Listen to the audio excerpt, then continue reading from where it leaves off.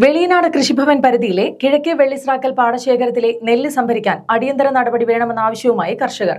കൊയ്ത്ത് കഴിഞ്ഞ് 9 ദിവസം പിന്നിട്ടിട്ടും ഉദ്യോഗസ്ഥരും മില്ലുകാരും അനുഭാവപൂർണമായ നടപടി സ്വീകരിക്കുന്നില്ലെന്ന് പരാതി.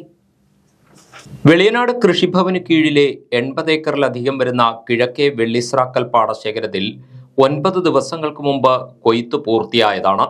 നല്ല സ്വർണ്ണ നിറമുള്ള നെല്ല്. പക്ഷേ ഈ വേനൽക്കാലത്തും ഈർപ്പത്തിന്റെയും കറവലിന്റെയും പേര് പറഞ്ഞ് മില്ലുകാർ സംഭരണം വൈകിപ്പിക്കുന്നുവെന്നാണ് ഇവരുടെ പരാതി. കൊയ്ത നെല്ല് പാടത്ത് കൂട്ടിയിട്ടിരിക്കുന്നു. ആകാശം കറുത്താൽ കർഷകരുടെ നെഞ്ചിൽ തീയാണ്. കഴിഞ്ഞ വർഷം 3-ാം ദിവസം എൻ്റെ പൊടി ഇവിടുന്ന് കയറിക്കൊണ്ട് പോയതാണ്. ഈ വർഷം ഇന്ന് 7 ദിവസമായിട്ട് ഇവിടുന്ന് കയറിയിട്ടില്ല. ഞങ്ങൾ മഴ വരുമ്പോൾ രാവും പവർ ഓടി വന്നുക മൂടുക ഇതൊക്കെ ഞങ്ങൾ ചെയ്തുകൊണ്ടിരിക്കുന്നത്. എന്തുകൊണ്ടാണ് ഈ അനാസ്ഥ കാണിക്കുന്നത്? ഞങ്ങളുടെ നെല്ല് നല്ല നെല്ലാണ്, ഒരു ഇത് കുഴപ്പമില്ലാത്ത നല്ല നെല്ലാണ്. ഇതുവരെ രണ്ട് മില്ലുകാർ വന്നിട്ട് അവർക്ക് വേണ്ടെന്ന് പറഞ്ഞ് ഇട്ടേച്ച് പോയി. ഞാൻ പാട്ടം പിടിച്ച് ചെയ്യുന്ന നിലവാണ്, 5 ഏക്കർ നിലവാണ്. ഞാൻ പൗർണമി വിത്താണ് പറിച്ചിരിക്കുന്നത്. ഒരു കറവലുമില്ല, നല്ല തെളിമയുള്ള നെല്ലാണ്. ഇത് എടുക്കാൻ പോലും ആരും വരുന്നില്ല. മില്ലുകാർ വന്നിട്ട് നോക്കിയിട്ടങ്ങ് പോവുകയാണ് ചെയ്യുന്നത്. കഴിഞ്ഞ 9 ദിവസമായി പാടത്ത് കൂട്ടിയിട്ടിരിക്കുന്ന നെല്ല് സംഭരിക്കാൻ നടപടി വേണമെന്നാവശ്യപ്പെട്ട് മങ്കൊമ്പ് പാടി ഓഫീസുമായി കർഷകർ ബന്ധപ്പെട്ടിരുന്നു. ഇതേ തുടർന്ന് ചില ഏജന്റുമാർ വന്നു നോക്കി അഭിപ്രായമൊന്നും പറയാതെ തിരിച്ചു പോവുകയാണുണ്ടായത്. കിഴിവ് കൂട്ടിക്കിട്ടാനുള്ള തന്ത്രമാണ് മില്ലുകാർ പയറ്റുന്നതെന്ന് പാടശേഖര സമിതി പ്രസിഡന്റ് ശ്രീകുമാർ പറയുന്നു. 9 ദിവസമായിട്ടും ഇതുവരെ നെല്ല് നോക്കാനോ നെല്ലെടുക്കുന്നതിനെ കുറിച്ച് ചിന്തിക്കാനോ ആരും ഇതുവരെ ഇടപെട്ടിട്ടില്ല. പാടി ഓഫീസറെ വിളിക്കുമ്പോൾ പറയുന്നത് മില്ലുകാർ ഞങ്ങൾ വിളിച്ചിട്ട് വരുന്നില്ല എന്ന് പറയുന്നതാണ്.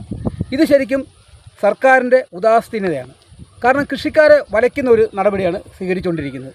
കാരണം ഇവർക്കറിയാം കൃഷിക്കാരൻ ആദി പിടിക്കുകയാണ്. കൊയ്ത്ത് കഴിഞ്ഞ് 2 ദിവസം കഴിയുമ്പോൾ മഴ പെയ്യുമ്പോൾ കൃഷിക്കാരൻ ആദി പിടിക്കുകയാണ്. ഈ നെല്ല് എത്രയും പെട്ടെന്ന് കയറ്റിവിടണം എന്നുള്ള ചിന്തയാണ്. അപ്പോൾ അവർക്കറിയാം കിഴിവുകൾ കൂടുതൽ കിട്ടും എന്നുള്ള ഒരു ഇതിലാണ് ഈ മില്ലുടമകൾ നെല്ലെടുക്കാതിരിക്കുന്നത്. കുട്ടനാട്ടിലെ നെല്ല് സംഭരണം കാര്യക്ഷമമാക്കണമെന്ന കളക്ടറുടെ നിർദ്ദേശത്തെ പോലും ഉദ്യോഗസ്ഥർ പാടെ അവഗണിക്കുകയാണെന്ന് പാടശേഖര സമിതി ഭാരവാഹികൾ ആരോപിക്കുന്നു. ഉദ്യോഗസ്ഥരുടെ അനാസ്ഥയാണ് നെല്ല് സംഭരണം വൈകാൻ കാരണമെന്നും ഇവർ പറയുന്നു. പാടി ഓഫീസിൽ നിന്നോ ADO അല്ലെങ്കിൽ ബന്ധപ്പെട്ട ഒരു ഉദ്യോഗസ്ഥന്മാരും ഈ നെല്ല് എടുത്തുകൊണ്ട് പോകാത്തതിൻ്റെ കാര്യത്തെക്കുറിച്ച് ഓൺ ദ സ്പോട്ടിൽ വന്ന് അന്വേഷിക്കാനുള്ള അവർ തയ്യാറാകുന്നില്ല. വിളിച്ചിരിക്കുമ്പോഴെല്ലാം ഏജൻറ്റുമാരെ വിടുന്നുണ്ടെന്ന് പറയുന്നത്. ഏജൻറ്റുമാർ പണ്ട് മെഷീനൊക്കെ ആയിട്ട് വന്ന് നോക്കും. ഇപ്പം ഒരു കിറ്റുമായിട്ട് വന്ന് കിറ്റിനകത്ത് വന്ന് നോക്കിയിട്ട് കിറ്റ് എടുത്തുകൊണ്ട് പോയിട്ട് പിറ്റേ ദിവസം നേരം വിളിക്കുമ്പം പറയുക ഞങ്ങൾക്കിവിടെ മില്ലില്ല, മില്ല് പൂട്ടിപ്പോയി, വേറെ സ്ഥലത്തേക്ക് പോകണം, മറിച്ച് എടുക്കാൻ മേലെ അവരൊരു വ്യക്തമായ കാര്യം പറയുന്നില്ല. ഞങ്ങൾ പാടി ഓഫീസിൽ വിളിച്ചു കഴിഞ്ഞാൽ പാടി ഓഫീസർ ആണെങ്കിലും വ്യക്തമായിട്ട് പറയുന്നില്ല നിങ്ങളുടെ മില്ലെടുക്കാൻ ഞങ്ങൾ പലരും പറഞ്ഞിട്ടുണ്ട്. കൃഷി ആരംഭിക്കുന്ന വേളയിൽ വിതയ്ക്കാൻ വിത്തിനായി നെട്ടോട്ടം, വിതച്ചാൽ കിളിർക്കുന്നില്ലെന്ന സങ്കടം, കളയും കവടയും കീടബാധയും തരണം ചെയ്ത് കൊയ്ത്തോളം എത്തിച്ചാൽ ആവശ്യത്തിന് കൊയ്ത്ത് യന്ത്രങ്ങളില്ലെന്ന പരാതി, വല്ലവിധേനയും കൊയ്ത്ത് പൂർത്തിയാക്കിയാൽ എടുക്കാൻ ആളില്ലാത്ത അവസ്ഥ, നല്ല സ്വർണം പോലുള്ള നെല്ലിനും കിഴിവ് ചോദിക്കുന്ന മില്ലുകാർ. കുട്ടനാട്ടിലെ കർഷകരുടെ പരാതികൾക്കും സങ്കടങ്ങൾക്കും ഈ കൊയ്ത്തുകാലത്തും മാറ്റമില്ല. കിഴിവ് കൂടുതൽ ആവശ്യപ്പെടാനായി മഴ വരാൻ കാത്തിരിക്കുന്ന മില്ലുകാരും മഴക്കാറു മാറാൻ മനമുരുകി പ്രാർത്ഥിക്കുന്ന കർഷകരും 60-ലേറെ കൃഷിക്കാരുള്ള കിഴക്കേ വെള്ളിസ്രാക്കയിലും ഇതുതന്നെയാണ് അവസ്ഥ.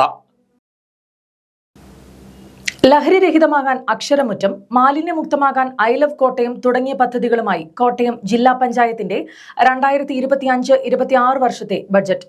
ക്യാൻസർ പ്രതിരോധത്തിനും വന്യജീവി ആക്രമണം നേരിടാനും പ്രത്യേകം പദ്ധതികൾ ബഡ്ജറ്റിൽ ഉൾപ്പെടുത്തിയിട്ടുണ്ട്. കാർഷിക മേഖലയുടെ വികസനം, ആരോഗ്യം, വിദ്യാഭ്യാസം, സ്വയം തൊഴിൽ, കുടിവെള്ള പദ്ധതികൾ, ക്ഷീരമേഖല, മത്സ്യകൃഷി പ്രോത്സാഹനം, മൃഗസംരക്ഷണം, സ്ത്രീ ശാക്തീകരണ പദ്ധതികൾ, സാമൂഹ്യ സുരക്ഷാ പദ്ധതികൾ, ദാരിദ്ര്യ ലഘൂകരണം, ശുചിത്വ പദ്ധതികൾ, വനിതാ ശിശു വയോജന മേഖലാ പദ്ധതികൾ, ഭിന്നശേഷിക്കാർക്ക് സംരക്ഷണ പദ്ധതികൾ എന്നിവയ്ക്ക് ഊന്നൽ കൊടുത്തുകൊണ്ടുള്ള ബജറ്റാണ് വൈസ് പ്രസിഡന്റ് ജോസ് പുത്തൻകാല അവതരിപ്പിച്ചത്. നിലവിലെ ഭരണസമിതിയുടെ 5ാമത്തെ ബജറ്റാണിത്. 144.77 കോടി രൂപയുടെ വരവും 142.87 കോടി രൂപ ചെലവും പ്രതീക്ഷിക്കുന്ന ബജറ്റാണ് അവതരിപ്പിച്ചത്. 140,70,91,407 രൂപയാണ് വരവ്. ഒന്നുകൂടെ വേണേ കേട്ടോ, 140,70,91,407 രൂപ വരവും 142,87,25,000 രൂപയുടെ ചെലവും പ്രതീക്ഷിക്കുന്ന ബഡ്ജറ്റാണ് ഇവിടെ നമ്മൾ ജില്ലാ പഞ്ചായത്തിന് വേണ്ടിയിട്ട് എളിയവനായി ഞാൻ അവതരിപ്പിക്കുന്നത്. ജില്ലയിലെ സർക്കാർ എയ്ഡഡ് സ്കൂളുകൾ, വിദ്യാഭ്യാസ സ്ഥാപനങ്ങൾ എന്നിവ കേന്ദ്രീകരിച്ച് ലഹരി വിരുദ്ധ സന്ദേശ യാത്ര, മാലിന്യമുക്ത കേരളം പദ്ധതിയുടെ ഭാഗമായി കോട്ടയം ജില്ലയിലെ പൊതുയിടങ്ങൾ സൗന്ദര്യവൽക്കരിക്കാൻ ഐ ലവ് കോട്ടയം പദ്ധതി എന്നിവ നടപ്പിലാക്കും. ബജറ്റ് അവതരണ യോഗത്തിൽ ജില്ലാ പഞ്ചായത്ത് പ്രസിഡന്റ് ഹേമലത പ്രേംസാഗർ, സ്ഥിരം സമിതി അധ്യക്ഷരായ PM മാത്യു, മഞ്ജു സുജിത്, ഹൈമി ബോബി, PR അനുപമ, ജില്ലാ പഞ്ചായത്ത് അംഗങ്ങൾ തുടങ്ങിയവർ പങ്കെടുത്തു. പ്രശസ്ത ഗാനരചയിതാവ് മങ്കമ്പ് ഗോപാലകൃഷ്ണന് വിട നൽകി സാംസ്കാരിക കേരളം. തൃപ്പൂണിത്തുറയിലെ ശ്മശാനത്തിൽ ഔദ്യോഗിക ബഹുമതികളോടെയായിരുന്നു സംസ്കാരം. വിവിധ മേഖലകളിൽ നിരവധി പ്രമുഖർ അന്തിമോപചാരം അർപ്പിക്കാനായി എത്തിയിരുന്നു. രാവിലെ 9-ന് എറണാകുളം ടൗൺ ഹാളിൽ മൃതദേഹം പൊതുദർശനത്തിന് വെച്ചപ്പോൾ സിനിമാ, സാഹിത്യ, രാഷ്ട്രീയ രംഗത്തെ നിരവധി പ്രമുഖരാണ് അന്തിമോപചാരം അർപ്പിക്കാനെത്തിയത്. ജന്മനാടായ കുട്ടനാട്ടിൽ നിന്നടക്കം നിരവധി പേരും സംസ്കാര ചടങ്ങുകളിൽ പങ്കെടുക്കാനെത്തിയിരുന്നു. ടൗൺ ഹാളിലെ പൊതുദർശനത്തിന് ശേഷം തൈക്കുടം AKG റോഡിലെ ലക്ഷാർച്ചന എന്ന വീട്ടിലേക്ക് മൃതദേഹം കൊണ്ടുപോയി. ഇവിടെയും പൊതുദർശനത്തിന് ശേഷം തൃപ്പൂണിത്തുറയിലെ ശ്മശാനത്തിലായിരുന്നു സംസ്കാരം. കൊച്ചിയിലെ സ്വകാര്യ ആശുപത്രിയിൽ ചികിത്സയിലിരിക്കെ തിങ്കളാഴ്ച വൈകിട്ട് ഹൃദയാഘാതത്തെ തുടർന്നായിരുന്നു അന്ത്യം. തലമുറകൾ ഹൃദയത്തിലേറ്റിയ ഒരു പിടി ഗാനങ്ങൾ മലയാളത്തിന് സമ്മാനിച്ചാണ് മങ്കൊമ്പെന്ന പ്രതിഭയുടെ മടക്കം. 200-ലേറെ മലയാള സിനിമകളിലായി 700-ലേറെ ഗാനങ്ങൾ, 10-ലേറെ സിനിമകൾക്ക് തിരക്കഥ, ബാഹുബലി അടക്കമുള്ള മൊഴിമാറ്റ തിരക്കഥകൾ. മലയാളി മനസ്സിൽ കുളിർമഴ പെയ്ച്ച നിരവധി ഗാനങ്ങളുടെ ശില്പിയായ മങ്കമ്പ് ഗോപാലകൃഷ്ണൻ കുട്ടനാട്ടുകാരുടെ അഭിമാനമാണ്. സാഹിത്യബദ്ധങ്ങളായ ഭാവഗീതങ്ങളായിരുന്നു മങ്കമ്പ് ഗോപാലകൃഷ്ണൻ രചിച്ച ഗാനങ്ങളെല്ലാം തന്നെ. അയജ്ഞലളിതങ്ങളായ പദപ്രയോഗങ്ങൾ കൊണ്ട് അദ്ദേഹം നമ്മെ അത്ഭുതപ്പെടുത്തി.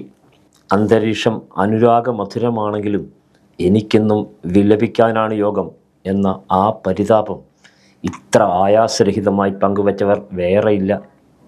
അവാച്യമായ ആത്മകർഷങ്ങളിൽ കാമുകിയുടെ താരുണ്യം അലിഞ്ഞ നിമിഷങ്ങൾ വാങ്മയ ചിത്രങ്ങളായി അദ്ദേഹം വരച്ചിടുമ്പോൾ ശ്രോതാക്കളിൽ അനുഭൂതിയുടെ പൂത്തിരി കത്തുന്നു. പറഞ്ഞു തുടങ്ങിയാൽ അങ്ങനെ എത്രയെത്ര. അച്ഛൻ്റെ നാടായ കുട്ടനാട്ടിലെ തന്നെ ചമ്പക്കുളത്ത് നിന്ന് ഹൈസ്കൂൾ പഠനത്തിന് ശേഷം അദ്ദേഹം അമ്മയുടെ നാടായ മങ്കമ്പ് ചതുർത്ഥ്യാഗരിയിലെത്തി. ആ ഗ്രാമത്തിലെ സാഹിത്യപോഷിണി ഗ്രന്ഥശാലയാണ് അദ്ദേഹത്തിലെ സർഗവാസനയെ തട്ടി ഉണർത്തിയത്. നാടൻ പാട്ടിൻ്റെ മടിശീല കിലുക്കി കിലുക്കി അദ്ദേഹം എഴുതി തുടങ്ങിയതും അവിടെ നിന്നാണ്.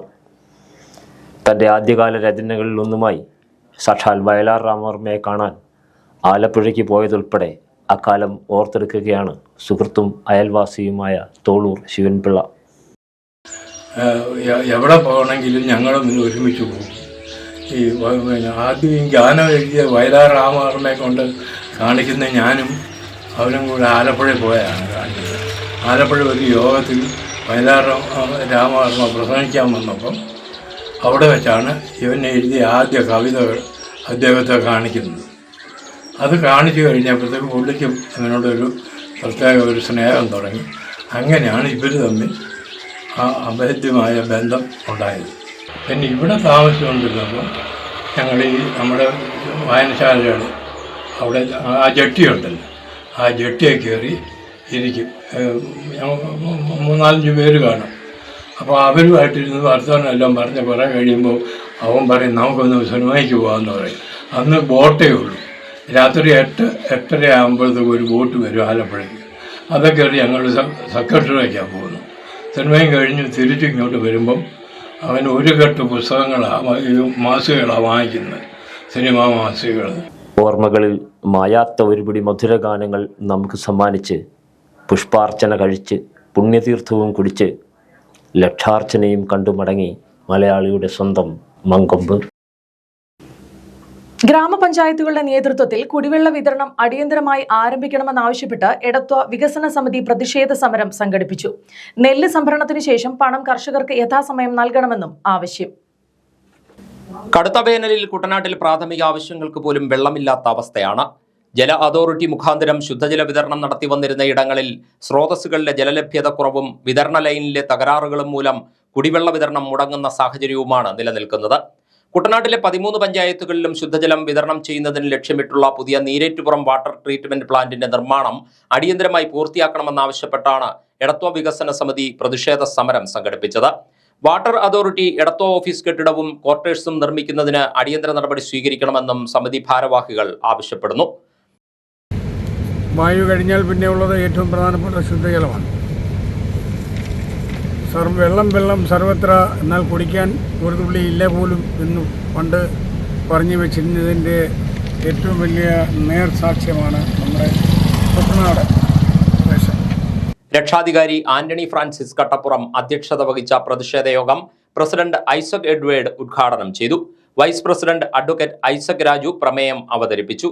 രക്ഷാധികാരി Shaji Madhavan, vice president PD Ramesh Kumar, general secretary doctor Johnson V Idikkula, treasurer Kunjumon Pattathanam, Tomichan Kalangara എന്നിവർ സംസാരിച്ചു. നെല്ല് സംഭരണത്തിന് മില്ലുടമകൾ കിഴിവ് ആവശ്യപ്പെട്ട് കർഷകരെ ഗതികേടിലാക്കുന്ന നടപടികൾക്ക് ശാശ്വത പരിഹാരമുണ്ടാകണമെന്നും എടത്വ വികസന സമിതി ആവശ്യപ്പെട്ടു. തിരുവിതാംകൂർ കർഷക തൊഴിലാളി യൂണിയൻ കുന്നുമ മേഖലാ കമ്മിറ്റിയുടെ നേതൃത്വത്തിൽ വില്ലേജ് ഓഫീസിലേക്ക് പ്രതിഷേധ മാർച്ചും ധർണയും നടത്തി. ബുധനാഴ്ച രാവിലെ നടന്ന പ്രതിഷേധ പരിപാടി CPM Kuttanad area secretary CP ബ്രീവൻ ഉദ്ഘാടനം ചെയ്തു.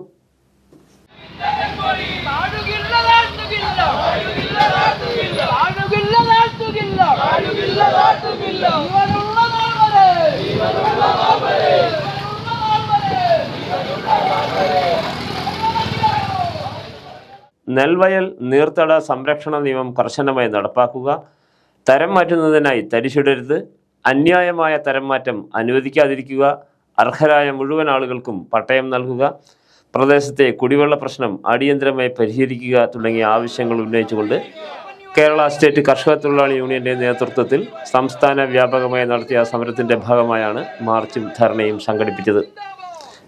ഞങ്ങൾ ഈ നാട്ടിലെ മനുഷ്യന്റെ എല്ലാ വിഷയങ്ങളിലും ഇടപെട്ടുകൊണ്ട് സമരം ചെയ്യും. അത് ധർണ നടത്തും, ഉപരോധം നടത്തും, വേണ്ടി വന്നാൽ സത്യാഗ്രഹ സമരം ചെയ്യും, വേണ്ടി വന്നാൽ നിരാഹാര സത്യാഗ്രഹ സമരവും ചെയ്യാൻ ഞങ്ങൾ തയ്യാറാണ്. ഈ മുദ്രാവാക്യങ്ങളെല്ലാം ഇവിടെ 5 മുദ്രാവാക്യങ്ങൾ ഉയർത്തിക്കൊണ്ടാണ് നാം സമരം സംഘടിപ്പിക്കുന്നത്. ഏറ്റവും പ്രധാനപ്പെട്ട മുദ്രാവാക്യം തണ്ണീർത്തട നിയമം നന്നായി നടപ്പാക്കുക എന്നുള്ളതാണ്. തരിശിട്ടിട്ട് നികത്തുന്ന കുറച്ച് പ്രമാണിമാർ നമ്മുടെ നാട്ടുമുറുത്തുണ്ട്. നമ്മളെല്ലാം ഈ LLMC ഇതൊക്കെ ഭാഗമായി ഏതെങ്കിലുമൊക്കെ ഘട്ടത്തിൽ ഇരുന്നിട്ടുള്ള ആളാണ്. ഈ LLMCയിൽ വരുന്ന അപേക്ഷകൾ നിങ്ങൾ പരിശോധിച്ചാൽ ഈ കമ്മിറ്റിയിൽ ഇപ്പോൾ 5 സെന്റുകാരൻ, ഒരു 3 സെന്റുകാരൻ, ഒരു 10 പരമാവധി 10 സെന്റുകാരനൊക്കെ വന്നാൽ ഈ 5ഉം 10ഉം നമ്മളിത് പാസ്സാക്കി കൊടുത്തിട്ട് പോന്നാൽ ഈ 5ഉം 10കാരനെയൊക്കെ ഇട്ട് കുറെ നടത്തിക്കും. അതിന് ജെന്യൂൻ കേസായിരിക്കും. കാരണം എന്താണെന്ന് വെച്ചാൽ ഒരു വീട് വെക്കാൻ, അല്ലെ വീടിന്റെ നമ്പർ കിട്ടാൻ, ഇതൊക്കെ ഒരു ന്യായമായ കേസായി കാര്യമായിരിക്കും. പക്ഷെ ഒരു 50 സെന്റുകാരൻ 70 സെന്റുകാരൻ 1 ഏക്കറുകാരനൊക്കെ അപേക്ഷ വെച്ചാൽ വളരെ പെട്ടെന്ന് ഇതിലെ പാസ്സായി പോകും എന്നുള്ളത് പിടിയിട്ടില്ല. മേഖലാ പ്രസിഡന്റ് MP സിദ്ധാർത്ഥന്റെ അധ്യക്ഷതയിൽ നടന്ന പരിപാടിയിൽ മേഖലാ secretary KK Abhilash, PV Ramabhadran, Jose Thomas, Sandhya Suresh, Susmitha Girish, VS Kunjumon, AP Ashokan തുടങ്ങിയവർ സംസാരിച്ചു. കോട്ടയം ജില്ലാ പഞ്ചായത്തിന്റെ പ്രവർത്തനങ്ങളും ഭരണ നേട്ടങ്ങളും നേരിട്ട് മനസ്സിലാക്കാൻ ജാർഖണ്ഡ് പ്രതിനിധി സംഘം കോട്ടയത്ത്. 16 ജില്ലാ പരിഷത്ത് പ്രസിഡന്റുമാരും 1 വൈസ് പ്രസിഡന്റും ഉദ്യോഗസ്ഥരും അടങ്ങുന്ന സംഘമാണ് ചൊവ്വാഴ്ച കോട്ടയം ജില്ലാ പഞ്ചായത്ത് സന്ദർശിച്ചത്. കിലയിലെ പഠന ക്ലാസ് ഉൾപ്പെടെ 4 ദിവസത്തെ സന്ദർശനമാണ് സംഘം കേരളത്തിൽ നടത്തുന്നത്. രാവിലെ എറണാകുളം ജില്ലയിലെ മണിയട് ഗ്രാമപഞ്ചായത്തിൽ സന്ദർശനം നടത്തിയ ശേഷമാണ് സംഘം കോട്ടയത്തെത്തിയത്. ജില്ലാ panchayat president Hemalatha Premsagar, vice president Jose Puthenkala, മുൻ പ്രസിഡന്റുമാരായ KV ബിന്ദു, നിർമ്മല ജിമ്മി തുടങ്ങിയവരുടെ നേതൃത്വത്തിൽ സംഘത്തെ സ്വീകരിച്ചു.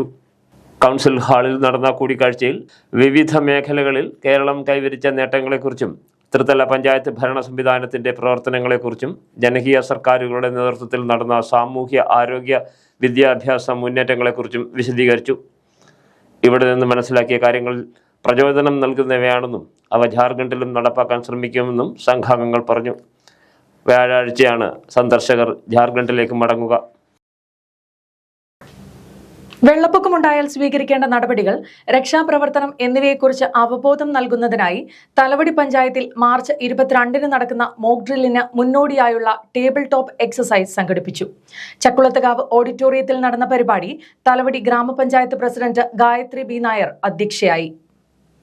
മാർച്ച് 22 വൈകിട്ട് 3 മണിക്കാണ് മോക്ക് ഡ്രിൽ നടത്തുക. മോക്ക് ഡ്രില്ലിൻ്റെ ഭാഗമായി തലവടി പഞ്ചായത്തിലെ 7ാം വാർഡിൽ നിന്നും പ്രളയബാധിതരെ ഒഴിപ്പിക്കും. ചക്കുളത്തുകാവ് ഓഡിറ്റോറിയമാണ് ദുരിതാശ്വാസ ക്യാമ്പായി ഒരുക്കിയിരിക്കുന്നത്. Rebuild Kerala programme for result പദ്ധതിയുമായി ബന്ധപ്പെട്ട് സംസ്ഥാന ദുരന്ത നിവാരണ അതോറിറ്റിയുടെയും കേരള ഇൻസ്റ്റിറ്റ്യൂട്ട് ഓഫ് ലോക്കൽ അഡ്മിനിസ്ട്രേഷൻ്റെയും ആഭിമുഖ്യത്തിലാണ് പരിപാടി സംഘടിപ്പിക്കുന്നത്.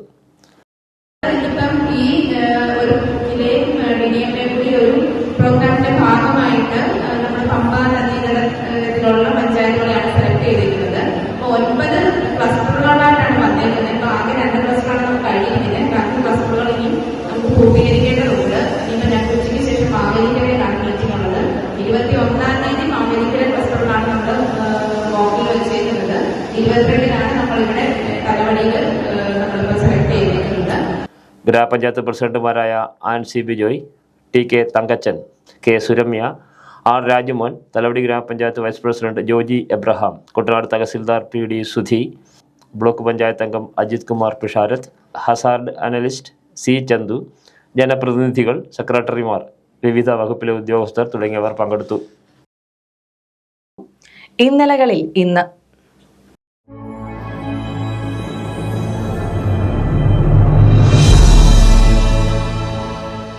ഇന്നേ തീയതിയിൽ കഴിഞ്ഞ കാലത്തിന്റെ നാൾ വഴികളിലെ പ്രധാനപ്പെട്ട ഒരു സംഭവത്തെക്കുറിച്ച് ഒരു ലഘു വിവരണം. ഇന്നലകളിൽ ഇന്ന്.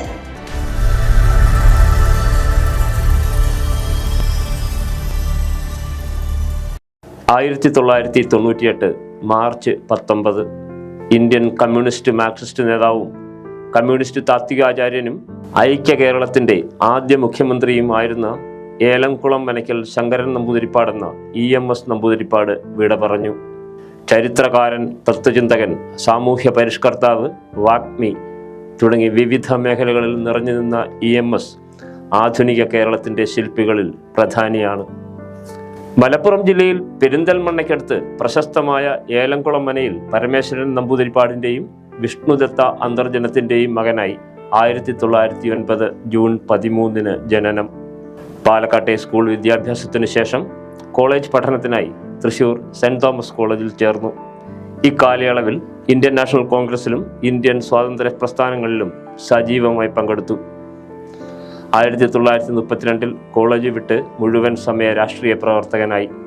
1937 കമ്മ്യൂണിസ്റ്റ് പാർട്ടിയുടെ കേരളത്തിലെ സ്ഥാപക നേതാക്കളിൽ ഒരാളായി. കമ്മ്യൂണിസ്റ്റ് പ്രവർത്തനങ്ങളെ ഗവൺമെന്റ് നിരോധിച്ചതിനെ തുടർന്ന് 1940-42 കാലഘട്ടത്തിലും 1948-51 കാലഘട്ടത്തിലും ഒളിവിൽ കഴിയേണ്ടി വന്നു. 1957 തിരഞ്ഞെടുപ്പിലൂടെ അധികാരത്തിൽ വന്ന ആദ്യ മന്ത്രിസഭയുടെ തലവനുമായി EMS.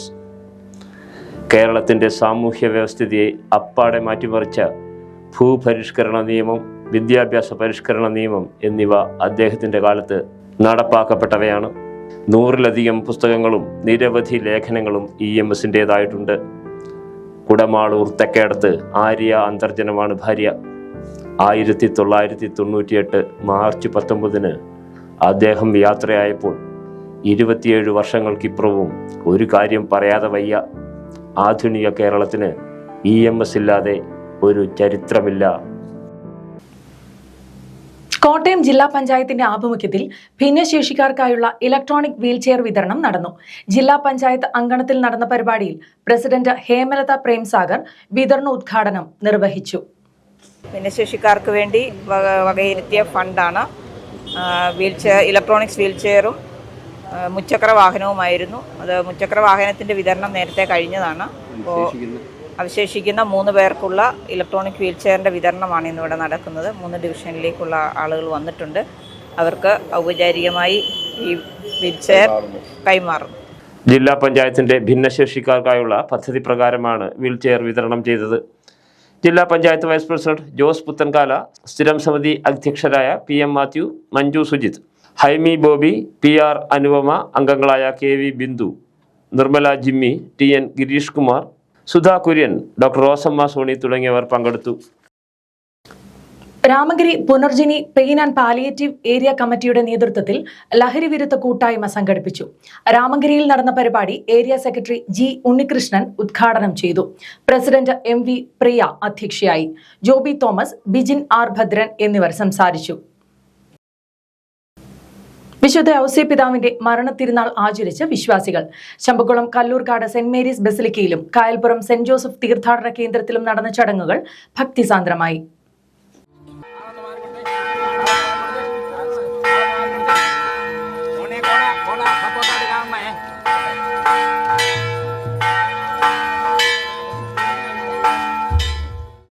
കുട്ടനാട്ടിലെ വിവിധ ദൈവാലയങ്ങളിൽ വിശുദ്ധ യൗസേപ്പിതാവിന്റെ മരണത്തിരുനാൾ ഭക്ത്യാദരപൂർവ്വം ആചരിച്ചു. ചമ്പക്കുളം കല്ലൂർക്കാട് സെന്റ് മേരീസ് ബസിലിക്കയിൽ പ്രധാന തിരുനാൾ ദിനമായ ബുധനാഴ്ചത്തെ തിരുക്കർമ്മങ്ങളിൽ ആയിരക്കണക്കിന് വിശ്വാസികൾ പങ്കെടുത്തു. പുലർച്ചെ 5-ന് അർപ്പിച്ച വിശുദ്ധ കുർബാനയോടെയാണ് കർമ്മങ്ങൾ ആരംഭിച്ചത്. 9:30 നടന്ന ആഘോഷമായ തിരുനാൾ കുർബാനയ്ക്ക് ഫാദർ ടോണി പുതുവീട്ടിൽക്കളം കാർമ്മികനായി. 11-ന് മധ്യസ്ഥ പ്രാർത്ഥനയും ലതീഞ്ഞും തുടർന്ന് തിരുനാൾ പ്രദക്ഷിണവും നടന്നു. 12-ന് വിശുദ്ധ യൗസേപ്പിതാവിന്റെ ഊട്ടുനേർച്ചയും കുട്ടികളുടെ ചോറൂട്ടും ആരംഭിച്ചു.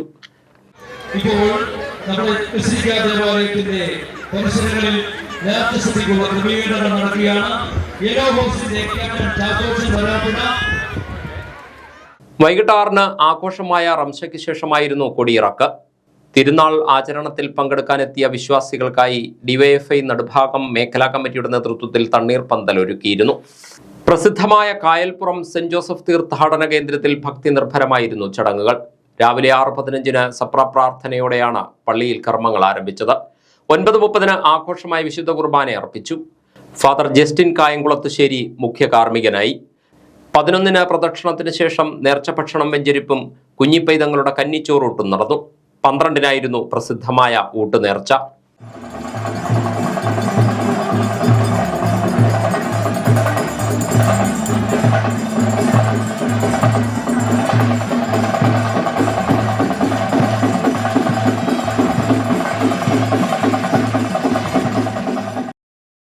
ചങ്ങനാശ്ശേരി വെരൂർ സെന്റ് ജോസഫ് ഇടവകയിൽ വിശുദ്ധ യൗസേപ്പിതാവിന്റെ മരണത്തിരുനാൾ ഭക്തിപൂർവ്വം ആചരിച്ചു.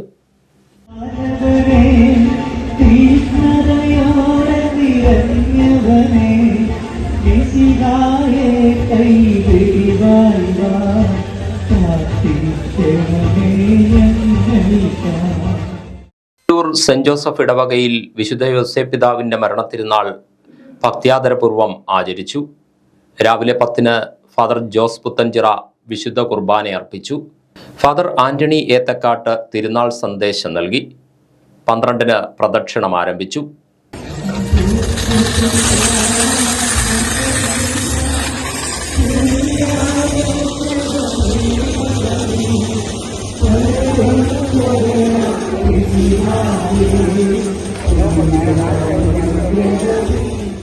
പ്രദക്ഷിണത്തിന് ശേഷം കൊടിയിറക്കും ഊട്ടുനേർച്ചയും നടന്നു. Father Thomas Puthenpurakkal, father Nithin Ambalathingal എന്നിവർ നേതൃത്വം നൽകി. ധനലക്ഷ്മി ബാങ്കിൽ ജോലി നൽകാമെന്ന് വാഗ്ദാനം ചെയ്ത് മാന്നാർ സ്വദേശിയിൽ നിന്ന് 9.25 ലക്ഷം രൂപ തട്ടിയെടുത്തയാളെ മാന്നാർ പോലീസ് അറസ്റ്റ് ചെയ്തു.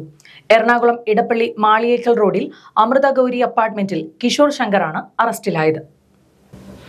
താൻ ധനലക്ഷ്മി ബാങ്കിന്റെ NRI സെക്ഷൻ മാനേജറാണെന്ന് പറഞ്ഞ് മാന്നാർ സ്വദേശിയായ യുവാവിനെ പരിചയപ്പെട്ട കിഷോർ ശങ്കർ ബാങ്കിൽ ജോലി വാങ്ങി നൽകാമെന്ന് വാഗ്ദാനം നൽകിയ ശേഷം കഴിഞ്ഞ 3 മാസങ്ങളായി പലതവണകളായി 9.25 ലക്ഷം രൂപ തട്ടിയെടുക്കുകയായിരുന്നു. ലക്ഷങ്ങൾ നൽകിയിട്ടും ജോലി ലഭിക്കാത്തതിനാൽ വ്യാഴാഴ്ചയാണ് യുവാവ് മാന്നാർ പോലീസിൽ പരാതി നൽകിയത്. തുടർന്ന് നടത്തിയ അന്വേഷണത്തിനൊടുവിൽ എറണാകുളത്തു നിന്നും ഇയാൾ പിടിയിലാവുകയായിരുന്നു. തിരുവനന്തപുരം, എറണാകുളം തുടങ്ങിയ സ്ഥലങ്ങളിലും സമാനമായ രീതിയിൽ ഇയാൾ തട്ടിപ്പ് നടത്തിയിട്ടുണ്ടെന്ന് പോലീസ് പറഞ്ഞു. Chengannur judicial first class magistrate കോടതിയിൽ ഹാജരാക്കിയ പ്രതിയെ റിമാൻഡ് ചെയ്തു. ആലപ്പുഴ, കോട്ടയം, പത്തനംതിട്ട ജില്ലകളിലെ വാർത്തകൾക്കും ലൈവ് പ്രോഗ്രാമുകൾക്കുമായി മാന്യ പ്രേക്ഷകർ കുട്ടനാട് കേബിൾ വിഷൻ എന്ന ഞങ്ങളുടെ യൂട്യൂബ് ചാനൽ സബ്സ്ക്രൈബ് ചെയ്യുക. ഇനി ഇന്നത്തെ സ്വർണ്ണ നിരക്ക്. ഇന്നത്തെ സ്വർണ്ണവില നിങ്ങൾക്കായി സമർപ്പിക്കുന്നു സ്വപ്ന ജ്വല്ലറി. അഴകേറും സ്വപ്നങ്ങൾക്ക് നിറവേകും സ്വപ്ന ജ്വല്ലറി, ചങ്ങനാശ്ശേരി. സ്വർണം ഗ്രാമിന് 8,290 രൂപ, പവന് 66,320 രൂപ. വാർത്തകൾ കഴിഞ്ഞു. നമസ്കാരം.